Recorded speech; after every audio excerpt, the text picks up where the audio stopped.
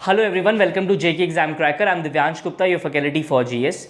जैसे कि स्टूडेंट्स आप लोग सारे के सारे जानते हो कि हमने इकोनॉमिक्स की एक नई सीरीज स्टार्ट की है, जिसका मैंने आपको लेक्चर फर्स्ट दे दिया था, ठीक है, जिसमें मैंने आपको बताया था कि किस तरीके से हमारे जम्मू कश्मीर की इकोनॉमिक्स, या फिर मैंने आपको ब्रीफ बताया था कि जो इकोनॉमिक्स होती है वो क्या होती है, इकोनॉमिक्स को कितने सेक्टर्स वगैरह में बांटा गया है, ये सारा का सारा मैंने आपको बताया था लास्ट लेक्चर में, ठीक है। वो एक इंट्रोडक्टरी वीडियो थी जिसमें आपको पूरी की पूरी इकोनॉमिक्स की इंट्रोडक्शन मिली थी। मैंने बहुत ज़्यादा हाई लेवल पे नहीं बताया था, बहुत ज़्यादा बेसिक लेवल पे भी नहीं, मैंने आपको उसी लेवल पे रखा था जिसपे आपको ईजिली अंडरस्टैंडिंग हो जाए, और वो पूरा का पूरा एनसीईआरटी बेस्ड था, ठीक है।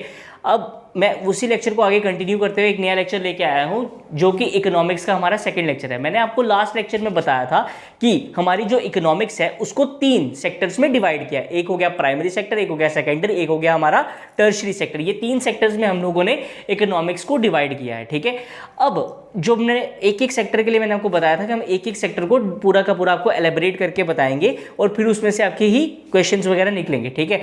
तो मैंने अब प्राइमरी सेक्टर को आज हम डिस्कस करेंगे, जिसमें मैंने आपको पूरा बताया कि प्राइमरी सेक्टर में कौन सी एक्टिविटीज होती है, ठीक है बेटा। आगे बढ़ते हैं। अब हम आते हैं अपने टॉपिक के ऊपर, जिसमें हमने लिखा है economic importance of primary sector, ठीक है। जो प्राइमरी सेक्टर जो है उसकी क्या इकोनॉमिक इंपॉर्टेंस होती है। देखो बेटा, प्राइमरी सेक्टर जो है वो बहुत ही ज्यादा बेसिक सेक्टर होता है, बहुत ही ज्यादा बेसिक सेक्टर है, और ये पूरा का पूरा डील करता है रॉ मटेरियल से, ठीक है। इसमें रॉ मटेरियल को बनाना होता है, ठीक है। इसमें रॉ मटेरियल बनेगा, फिर ही तो उसको मतलब इंडस्ट्रीज में जाके वो पूरा मैन्युफैक्चर हो पाएगा एक पूरे फिनिश प्रोडक्ट में, फिर उसके बाद उसको टर्शरी वाले बेच पाएंगे, ठीक है। लेकिन रॉ मटेरियल के साथ जो रॉ मटेरियल की प्रोसेसिंग होती है वो कौन करता है? हमेशा प्राइमरी सेक्टर वाले, ठीक है। अब हम बात करते हैं जो इकोनॉमिक इंपॉर्टेंस होती है ना प्राइमरी सेक्टर की, वो बहुत ही ज्यादा होती है। इसीलिए हम कह सकते हैं हमारी जो यूटी है जम्मू कश्मीर की, उसके 80% जो लोग हैं, ठीक है, 80% जो लोग हैं वो डिपेंड करते हैं किसके ऊपर? इस प्राइमरी सेक्टर के ऊपर, ठीक है। वो लोग एग्रीकल्चर करेंगे या एग्रीकल्चर एलाइड एक्टिविटीज में जुड़े होंगे, ठीक है। कुछ ना कुछ उनका लिंक जरूर होगा खेतीबाड़ी के साथ, ठीक है। 80% की ये बहुत बड़ी रेशो आती है, बहुत ज्यादा परसेंटेज है ये कि 80% हमारी पॉपुलेशन जो है वो एग्रीकल्चर से थोड़ा बहुत पैसा कमा रही है, ठीक है। चाहे थोड़ा कमा रही है, ज्यादा कमा रही है, पर वो एग्रीकल्चरल एक्टिविटीज में इन्वॉल्व होकर थोड़ा बहुत अपनी अर्निंग्स बनाती है, ठीक है। अब हम बात करते हैं प्राइमरी सेक्टर्स जो होते हैं ना, उसमें खाली एग्रीकल्चर नहीं आता, और भी बहुत ज्यादा एक्टिविटीज वगैरह आ जाती हैं। तो आज हम पहली एक्टिविटी जो है उसको डिस्कस करते हैं। सबसे पहली जो बेसिक एक्टिविटीज की आती है वो आती है एग्रीकल्चर। क्या आती है बेटा? एग्रीकल्चर। एग्रीकल्चर तो वही होता है, कल्टीवेशन करनी अपनी प्लांट्स वगैरह की, प्लांट्स उगाने, खेतीबाड़ी करनी, ये सब एग्रीकल्चर होता है, ठीक है। एग्रीकल्चर के बारे में मैंने आपको जितना भी हमारी स्टेट की रेफरेंस, यूटी की रेफरेंस में था, वो सारा का सारा मैंने आपको बता दिया था अपने क्रॉप्स वाले चैप्टर में, ठीक है। क्रॉप्स वाले चैप्टर में मैंने आपको बता दिया कि कौन से हम लोग खेतीबाड़ी करते हैं, फिर कौन सी क्रॉप्स वगैरह उगाते हैं। तो जैसे इसकी एग्जाम्पल दें, राइस हम उगाते हैं, मेज उगाते हैं, पल्सेस उगाते हैं, वीट वगैरह उगाते हैं। ये सारा का सारा मैंने आपको कंप्लीट बताया है किस पे? अपनी क्रॉप्स वाले टॉपिक के ऊपर, ठीक है। वो सारा मैंने आपको बता दिया है। और हम लोग यहाँ पे जम्मू कश्मीर के जो लोग हैं ना, वो कमर्शियल पर्पस के लिए भी इसको यूज करते हैं, और सब्सिस्टेंस पर्पस के लिए भी। सब्सिस्टेंस क्या होता है? पहले अपने लिए, फिर उसके बाद हम बेचेंगे। कमर्शियल में होता है कि हमने कमर्शियलाइज करना, उसको बेचना है सारा का सारा सामान, ठीक है। अब सब्सिस्टेंस के भी आगे 2 टाइप्स होते हैं, प्रिमिटिव होता है, एक थोड़ा इंटेंसिव होता है। इसमें यही होता है कि पहले अपने लिए यूज, जो प्रिमिटिव होता है ना उसमें सीधा सीधा होता है कि पहले हमने अपने लिए यूज करना है, ठीक है। उसके बाद जो इंटेंसिव होता है उसमें पहले अपने लिए निकाला जाता है, उसके बाद बेचा जाता है। लेकिन कमर्शियल में हमारा जो पर्पस होता है वो अर्निंग्स होती है, हम ज्यादा से ज्यादा अर्निंग वगैरह कर रहे हैं, ठीक है। अब मैं एग्रीकल्चर के बारे में इतना नहीं बताऊंगा, क्योंकि वो उसके बारे में मैंने आपको पूरा का पूरा बताया हुआ है अपने क्रॉप्स वाले टॉपिक के ऊपर, ठीक है। अब आगे बढ़ता हूं मैं नेक्स्ट टॉपिक पे। तो आता है हमारा जो अनदर एक्टिविटी आती है हमारी प्राइमरी सेक्टर की, वो आ जाते हैं बच्चे, ठीक है। अभी फॉरेस्ट नहीं आती, फॉरेस्ट के अंदर काफी ज्यादा एक्टिविटीज वगैरह होती हैं, वो आती है, ठीक है। मैं फॉरेस्ट के, अब आप लोग बोलोगे यार सर ने एग्रीकल्चर पढ़ा रहे हैं, फॉरेस्ट पढ़ा रहे हैं, हम लोग तो टर्म लगा के बैठे हैं इकोनॉमिक्स की। लेकिन बच्चे इकोनॉमिक्स में एग्रीकल्चर का तो रोल है ही है, वो तो सबको पता है, लेकिन फॉरेस्ट का भी बहुत ज्यादा इंपॉर्टेंट रोल होता है, ठीक है। वो कैसे होता है वो मैं आपको बताता हूँ। फॉरेस्ट क्या होते हैं? जितने भी जो एरिया होता है वो किससे कवर होता है? ट्रीज से या फिर प्लांट्स वगैरह से कवर होता है, उसको फॉरेस्ट कहते हैं। अब फॉरेस्ट की ये इंपॉर्टेंस होती है कि इससे हमें मिलता है टिम्बर। क्या मिलता है बच्चे? टिम्बर यानी लकड़ी वगैरह, ठीक है, ये मिलती है। अब टिम्बर जो है वो एक रॉ मटेरियल है, ठीक है। वो एक रॉ मटेरियल है जो कि काम आता है किसमें? कंस्ट्रक्शन पर्पसेस में। किसमें आता है काम बच्चे? कंस्ट्रक्शन पर्पसेस में। तो ये हो गया प्राइमरी सेक्टर। प्राइमरी सेक्टर से जो रॉ मटेरियल बना वो यूज हो गया किसमें, कंस्ट्रक्शन पर्पसेस में। कंस्ट्रक्शन पर्पसेस क्या होते हैं हमारे, सेकेंडरी सेक्टर वगैरह, ठीक है। तो ये सारा सीधा सीधा दिख रही है कि फॉरेस्ट की कितनी ज्यादा इन्वॉल्वमेंट है हमारे इकोनॉमिक सेक्टर में, ठीक है। अब मैं रीजन वाइज आपको बता रहा हूं क्योंकि ये ऑब्जेक्टिव्स एक दो बार पूछे हैं कि कितना फॉरेस्ट हमारे यहाँ पे जम्मू में है, कितना लद्दाख में है, कितना कश्मीर में है। तो एक आपको सिंपल बता रहा हूं कि जम्मू में है वो 12,066 स्क्वायर किलोमीटर के करीब फॉरेस्ट है हमारे पास, ठीक है। कश्मीर में 8128 स्क्वायर किलोमीटर है और लद्दाख में बहुत ज्यादा कम है, सिर्फ 36 स्क्वायर किलोमीटर तक का फॉरेस्ट है, ठीक है। लद्दाख में आपको पता है कि बहुत ज्यादा कम फॉरेस्ट वगैरह होते हैं, ठीक है। तो ये आ गया हमारा फॉरेस्ट। अब मैं आपको बताता हूं आगे से कि फॉरेस्ट किस तरीके से इकोनॉमिक हमारी जो इकोनॉमी है हमारी स्टेट की और या यूटी की उसको बढ़ा रहा है, ठीक है। तो आगे देखते हैं। देखो बच्चे, जम्मू जो रीजन आता है ना वहां पे कौन से फॉरेस्ट वगैरह मिलते हैं वो देखते हैं। जम्मू के जो लोअर एरियाज आते हैं यानी आउटस्कर्ट्स वगैरह आते हैं तो वहां पे आपको आराम से सब ट्रॉपिकल ड्राई डेसिडियस फॉरेस्ट मिल जाते हैं। ये बहुत ही ज्यादा इंपॉर्टेंट है, ठीक है। ये एग्जाम पॉइंट्स में बहुत इंपॉर्टेंट है। इसका ऑब्जेक्टिव आता है कि जम्मू में कौन से फॉरेस्ट वगैरह होते हैं, तो आप बोलोगे जम्मू में सब ट्रॉपिकल ड्राई डेसिडियस फॉरेस्ट होते हैं। अब इसमें जो ट्रीज वगैरह मिलते हैं जैसे खेड़ी का बूटा हो गया, टाली का हो गया, फिर कोको का हो गया, ये सारे के सारे पेड़ यहाँ पे मिल जाते हैं। अब इनकी अपनी इंपॉर्टेंस बहुत ज्यादा होती है, ठीक है। अगर हम अपर एरियाज की बात करते हैं, जम्मू के अपर एरियाज की बात करेंगे तो वहां पे जो कठुआ डिस्ट्रिक्ट वगैरह आ जाती है तो वहां पे भी हमें बहुत सारे जैसे बनी हो गया, फिर उसके बाद उधमपुर हो गया, तो यहाँ पे हमें बहुत जबरदस्त फॉरेस्ट मिलते हैं और इसका नाम होता है हिमालयन मॉइस्ट टेम्परेट फॉरेस्ट। कौन सा आता है बच्चे, देखो जम्मू के जो रीजन है ना उसमें दो तरीके के फॉरेस्ट पाए जाते हैं। एक तो हो गया सब ट्रॉपिकल ड्राई डेसिडियस फॉरेस्ट और एक हो गया हमारा यहाँ पे हिमालयन मॉइस्ट टेम्परेट फॉरेस्ट, ठीक है। ये बहुत ही इंपॉर्टेंट है, बहुत ही ज्यादा इंपॉर्टेंट है, ये आलतू फालतू नहीं है बिल्कुल भी। तो और ये बहुत बार ऑब्जेक्टिव्स जो है वो पूछे भी जाते हैं एग्जाम्स में, ठीक है। इसमें जो कॉमन ट्री मिलता है वो कौन सा मिलता है, देवदार का, चीड़ का, ठीक है। ये सारे ट्रीज मिल जाते हैं यहाँ पे। कश्मीर की बात करता हूं मैं अगर, तो कश्मीर की वैली में हिमालयन ड्राई टेम्परेट फॉरेस्ट आते हैं। कौन से आते हैं, हिमालयन ड्राई टेम्परेट फॉरेस्ट। यहाँ पे मॉइस्ट है, जम्मू में मॉइस्ट है और यहाँ पे ड्राई है, बस इतना सा फर्क है दोनों टेम्परेट ही है, ठीक है। यहाँ पे देदार का, पाइन का, बुदल का, मेपल का, ये सारे के सारे पेड़ मिल जाते हैं, ठीक है। अब लद्दाख की बात करते हैं तो ये एक एरिड रीजन है, यहाँ पे इतने ज्यादा फॉरेस्ट तो पाए जाते नहीं है, ठीक है। तो इसमें थोड़ा वो किकरगुल के फॉरेस्ट वगैरह, ये जो लकड़ी वगैरह है वो हमें मिल जाती है, ठीक है। लेकिन लद्दाख के हमें नहीं पूछेंगे, हमें पूछेंगे भी तो जम्मू का ही पूछेंगे और कश्मीर का ही पूछेंगे कि जम्मू कश्मीर में कौन से फॉरेस्ट मिल जाते हैं। तो जम्मू में सबसे पहले आ गया जो आउटर स्कर्ट्स आ जाती है, वहां पे आपको मिल जाएगा ड्राई डेसिडियस फॉरेस्ट। और उसके बाद जो ये आ जाता है क्या कहते हैं इसको, जो मतलब हमारे हिमालयन रीजन आ जाते हैं, वहां पे मिल जाती है आपको हिमालयन मॉइस्ट टेम्परेट फॉरेस्ट, ठीक है। वहीं से अगर हम कश्मीर की तरफ बढ़े तो हिमालयन ड्राई टेम्परेट फॉरेस्ट आपको मिल जाते हैं, ठीक है। तो ये बहुत इंपॉर्टेंट है। ये नहीं सोचना कि हम पढ़ इकोनॉमिक्स रहे हैं तो ये फॉरेस्ट का वगैरह बता रहे हैं तो ये इंपॉर्टेंट नहीं होगा। ये इंपॉर्टेंट है, एग्जाम्स में आए हुए हैं क्वेश्चन, इसीलिए मैं बता रहा हूं आप लोगों को, ठीक है। अब हम लोग क्या करते हैं, जैसे जैसे एग्जाम्स वगैरह आने वाले होते हैं हम लोग बोलते हैं कि यार एक काम करेंगे, एमसीक्यूज पढ़ के चल जाएंगे, ठीक है। एमसीक्यूज ना बहुत ही रेयर स्टूडेंट्स होते हैं जिनको एमसीक्यूज वगैरह याद रह जाते हैं अचानक से कि मैं चलो भाई मैं रटा मार के जाता हूँ, ये 200 एमसीक्यू है, 200 में से 10 तो अटकेंगे। ऐसे ये बहुत मतलब रेयर केस होता है। हमेशा जो ऑब्जेक्टिव होता है एमसीक्यू होता है, अगर आपको थ्योरी पता है ना तो आप एमसीक्यू अपने आप सॉल्व कर दोगे, ठीक है। आपने एमसीक्यूज नहीं भी देखे होंगे, नहीं भी इतने ज्यादा ध्यान से देखे होंगे, लेकिन अगर आपको थ्योरी अच्छे से आपके माइंड में है, आपके बिल्कुल कंसेप्ट क्लियर है, तो आपको डेफिनेटली आप एमसीक्यूज आराम से वहां पे सॉल्व करोगे। लेकिन आप अगर बोलो कि मैं सिर्फ एमसीक्यूज के दम पे जाऊंगा पेपर देने के लिए, तो वो नहीं होता सॉल्व, ठीक है। आप जितनी मर्जी कोशिश कर लो, जितने मर्जी एमसीक्यू, आप 10,000 एमसीक्यू रट के चले जाओ, पूरा क्रैम करके चले जाओ, पेपर नहीं होता उससे सॉल्व, ठीक है। कहीं ना कहीं अटक जाओगे और ऐसी जगह अटकोगे ना वो तुम आपके सामने आंसर होगा, आपको पता भी है कि ये आंसर है इसका, लेकिन फिर भी उस टाइप पे अप्लाई नहीं कर पाओगे, ठीक है। तो इसीलिए जो थ्योरेटिकल नॉलेज होती है ना वो बहुत ज्यादा जरूरी होती है हर एक स्टूडेंट के लिए। अब जैसे यहाँ से खत्म होंगे लेक्चर्स, उसके बाद हम एमसीक्यूज के ऊपर आ जाएंगे। उस टाइम पे देखना आप, जैसे आपने अगर अपने लेक्चर ध्यान से सुना होगा, आप अपने आप एमसीक्यूज वगैरह जो है वो सारे के सारे सॉल्व करना शुरू कर दोगे, ठीक है। अब मैंने आपको फॉरेस्ट वगैरह बताया, ठीक है, हमारे यहाँ पे ये फॉरेस्ट मिलते हैं, तो उन फॉरेस्ट से कौन सी इंडस्ट्रीज जो है वो चल रही हैं हमारी स्टेट की, हम वो देखते हैं सबसे पहले। तो सबसे पहले आ जाता है प्लाई बेस्ड इंडस्ट्रीज, ठीक है। ये जो प्लाई बेस्ड इंडस्ट्रीज होती है ये आ जाती है हमारी स्टेट में, ठीक है।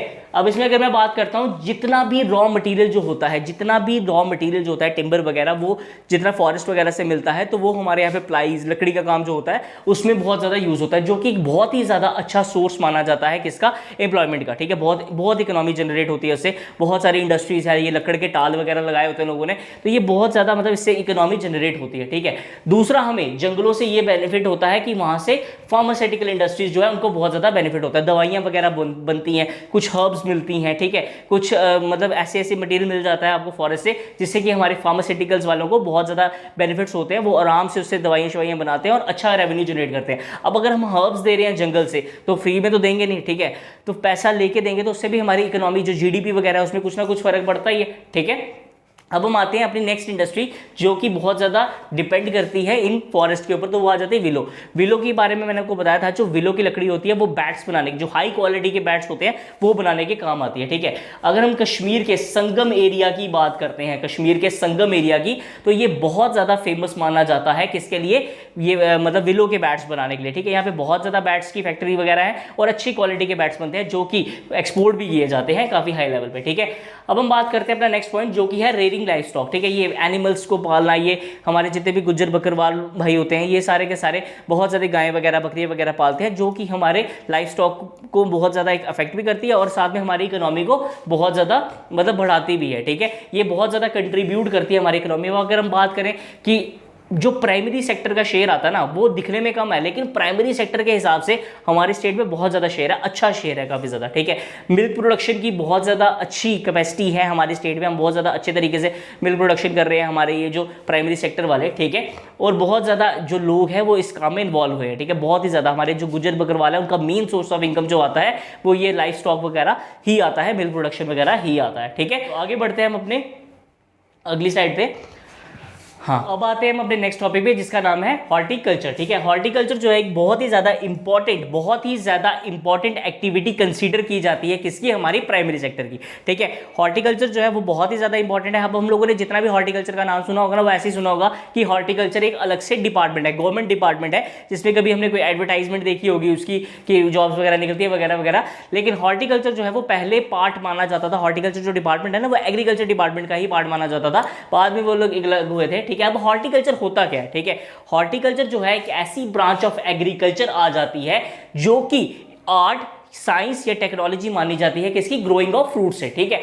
फ्रूट्स जो उगते हैं, ठीक है, फ्रूट्स को किस तरीके से उगाया जाएगा, किस तरीके से फ्रूट्स की नई जो स्पीशीज वगैरह है उसको लाया जाएगा, ये सारी की सारी जो साइंस और टेक्नोलॉजी है, इसी को हम कहते हैं हॉर्टिकल्चर, ठीक है। अब हमारी जो स्टेट है उसमें बहुत सारे मेडिसिनल प्लांट्स उगते हैं, बहुत सारे मेडिसिनल फ्रूट्स वगैरह होते हैं, तो उनको जो पूरा उनका डाटा बनाना, ठीक है, उनको बेचना, उनको पूरा का पूरा उसके ऊपर नजर रखनी, वो सारा का सारा किसका काम होता है, हॉर्टिकल्चर वालों का, ठीक है, हॉर्टिकल्चर का ही होता है। अब हमारी स्टेट के जो इंपॉर्टेंट या हमारी यूटी के जो इंपॉर्टेंट वो फ्रूट्स वगैरह आ जाते हैं, वो कौन सा होता है, एप्पल हो गया, पेयर हो गया, एप्रिकॉट हो गया, इसकी कितनी सेल्स होती हैं, इसको कितना मतलब कितने टन एप्पल्स वगैरह उगाए गए हैं, ये सारे के सारा ना पूरा का पूरा डाटा होता है किसके पास, हॉर्टिकल्चर डिपार्टमेंट के पास। और किसी डिपार्टमेंट के पास ये अथॉरिटीज नहीं होती कि वो इनका डाटा वगैरह सेव करके रख सके, ये सिर्फ किसके पास होती है, हॉर्टिकल्चर डिपार्टमेंट के पास, ठीक है।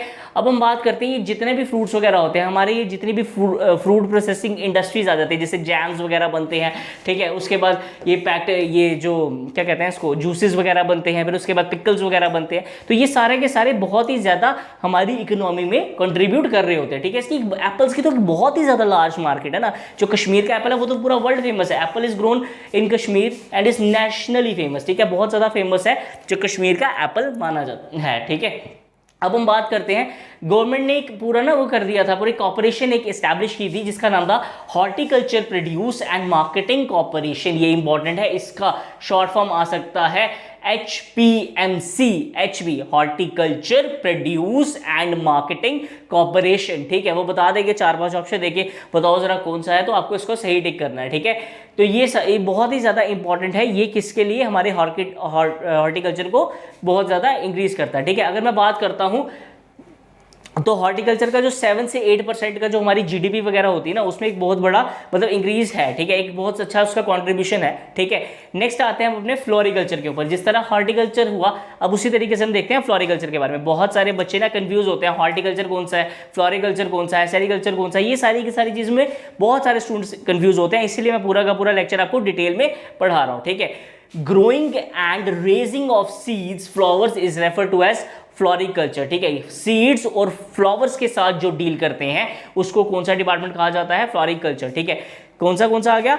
सीड्स, और दूसरा आ गया हमारे पास फ्लावर्स। ठीक है, अब जो कश्मीर का ट्यूलिप गार्डन है, ठीक है, Indira Gandhi memorial tulip garden जो है वो बहुत ही ज़्यादा इंपॉर्टेंट है, हमारी बहुत ज़्यादा इकोनॉमी जनरेट करता है, और वो एशिया का लार्जेस्ट ट्यूलिप गार्डन है। ठीक है, Indira Gandhi memorial tulip garden जो है कश्मीर का, वो मतलब बहुत ही ज़्यादा इंपॉर्टेंट है, बहुत ही ज़्यादा इकोनॉमी में जनरेट करने के काम आता है। ठीक है, ये एक बहुत अच्छा सोर्स है अट्रैक्शन का। अब ये फ्लोरिकल्चर डिपार्टमेंट वाले क्या करते हैं, जिन्होंने ये गार्डन्स वगैरह बनाए होते हैं ना, तो वहाँ पे टिकट्स वगैरह लगाते हैं। अब जो टिकट्स होती है, लोग देखने आते हैं, टिकट्स वगैरह खरीदेंगे तो उससे बहुत अच्छी इकोनॉमी इनकी बढ़ जाती है। ठीक है, आगे बढ़ते हैं अपने नेक्स्ट पॉइंट की तरफ।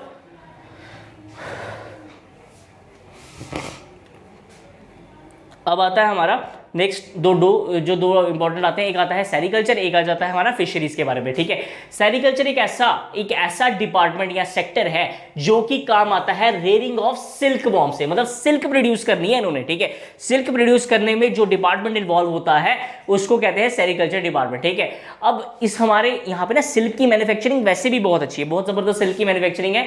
तो हमारे ये जो सेरिकल्चर डिपार्टमेंट है उसने बहुत सारी ऑर्गेनाइजेशंस बनाई हैं, फार्मर्स को ट्रेन करते हैं, डिमॉन्स्ट्रेशन करते हैं। ठीक है, खुद विजिट्स वगैरह करते हैं, जिसमें ये लोग खुद सिखाते हैं कि किस तरीके से आप लोग सिल्क वगैरह जो है उसकी मैन्युफैक्चरिंग ज्यादा कर सकते हो। ठीक है, अब आप बोलोगे कि इसमें सर ने इतना ज्यादा मतलब वो डिस्क्राइब नहीं किया है कि मतलब पॉइंट्स नहीं दिए हैं, या फिर जो एग्जाम के लिए है, एग्जाम्स में जो क्वेश्चंस आएंगे ना वो ये नहीं आएंगे कि आपको कि फिशरीज में क्या है या सेरिकल्चर में क्या है, वो सिर्फ आपको बताएंगे, आपको कंफ्यूज करने के लिए डिपार्टमेंट्स बता देंगे। ठीक है, फिर उसके बाद इनकी रेयरिंग वगैरह को क्या कहते हैं, तो उसमें नाम में आपको कंफ्यूज करेंगे वो पक्का, इसलिए मैं आपको थ्योरेटिकल पढ़ा रहा हूँ। ठीक है, अब हम बात करते हैं फिशरीज की। जो फिशरीज जो है ना वो एक फिश फार्मिंग और एक्वाकल्चर के साथ डील करता है, ऐसा डिपार्टमेंट होता है।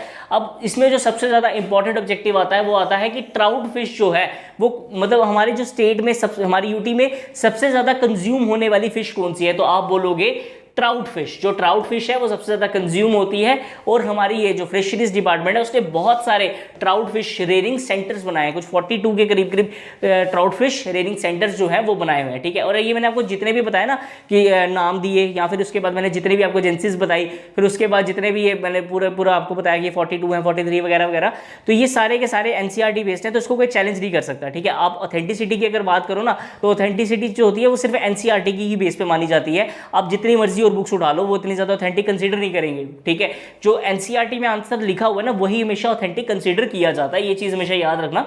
ठीक है, तो आपने वही आंसर्स याद करने हैं।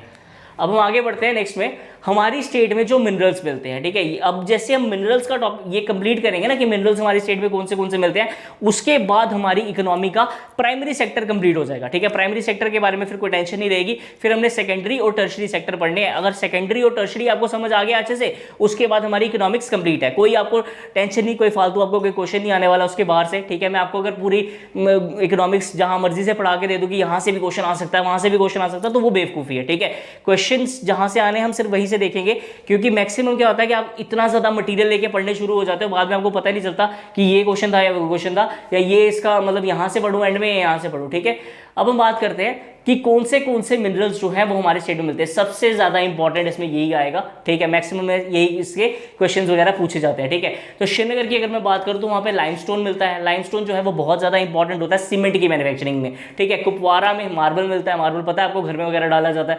बनाया वो किया जाता है, मतलब फिनिशिंग में काम आता है। ठीक है, कालाकोट में आपको मिल जाता है कोल। ठीक है, पाउडर में आपको मिल जाता है सैफायर। सैफायर क्या होता है? नीलम। ठीक है, जो नीलम जो है ना, अब मैं आपको बात बताता हूँ, एक नीलम जो है उसकी एक्सट्रैक्शन मतलब कि गवर्नमेंट ने जब रिकॉग्नाइज की उसकी एक्सट्रैक्शन, तो वो कब की गई थी? 1885 में। ठीक है, 1885 से पहले जो एक्सट्रैक्शंस वगैरह होती थी ना, वो लोग खुद ही उठा के लेके चल जाते थे पत्थर। ठीक है, थोड़े बहुत गवर्नमेंट ने इस पर कंट्रोल रखा था, लेकिन फिर उसके बाद जब वो सही इस तरीके से हमारी गवर्नमेंट के अंदर आई है, वो आई है 1885 में। ठीक है, अब हम बात करते हैं बारामूला में क्या मिलता है? जिप्सम। जिप्सम भी बहुत ज्यादा इंपॉर्टेंट होता है किसके लिए भाई? सीमेंट की मैन्युफैक्चरिंग के लिए, ठीक है। उसके बाद बांदीपुरा की बात करते हैं, वहां पे भी लाइमस्टोन मिलता है, अनंतनाग में भी लाइमस्टोन मिलता है, हंदवाड़ा की बात करें वहां पे लिग्नाइट मिलता है, ठीक है। रामबन की बात करें वहां पे मैंगनीज मिलता है, और लद्दाख डिवीजन की बात करें, ठीक है, लद्दाख डिवीजन की बात करें तो वहां पे गोल्ड भी है, यूरेनियम भी है, सल्फर भी है, ये सारे के सारे इंपॉर्टेंट जो है वहां पे मिल जाते हैं, ठीक है। तो इस चैप्टर में, इस लेक्चर में हमने पढ़ा कि किस तरीके से हमारा प्राइमरी सेक्टर जो है हमारी पूरी इकोनॉमी में कंट्रीब्यूट कर रहा है, कौन से इंपॉर्टेंट डिपार्टमेंट्स हैं वो आ जाते हैं हमारे प्राइमरी सेक्टर में, ठीक है। एक चीज मैं आपको बता देता हूं, बड़ी बार कंफ्यूज किया जाता है कि ये बताओ ये प्राइमरी का पार्ट है या सेकेंडरी का पार्ट है या टर्शरी का पार्ट है, ठीक है। कोई अजीब सा आपको बता देंगे डिपार्टमेंट, जिसने थ्योरी नहीं पढ़ी होगी ना उसको नहीं पता चलेगा कि जैसे हॉर्टिकल्चर वगैरह तो पता है, ठीक है, थोड़े बहुत और थोड़ा ऐसे बता देंगे कोई नाम लेके, बताओ भाई कि ये प्राइमरी का है या सेकेंडरी का पार्ट है। तो ये सब आपको पता होना चाहिए। अगर आप ये लेक्चर ध्यान से सुनोगे तो आपके बिल्कुल जो प्राइमरी सेक्टर के हिसाब से जो आना है वो सारा का सारा क्लियर हो जाएगा। और इसमें सबसे ज्यादा इंपॉर्टेंट जो है वो ये मिनरल्स के बारे में, ठीक है। मिनरल्स का क्वेश्चन आता ही आता है क्वेश्चन में, चाहे जितना मर्जी छोटा पेपर हो या बड़ा पेपर हो, ठीक है। आई होप आपको ये लेक्चर क्लियर हो गया होगा। नेक्स्ट लेक्चर में सेकेंडरी सेक्टर की जितनी भी इंपॉर्टेंसेस हैं वो सारी की सारी कवर कर देंगे, ठीक है बेटा। All the best.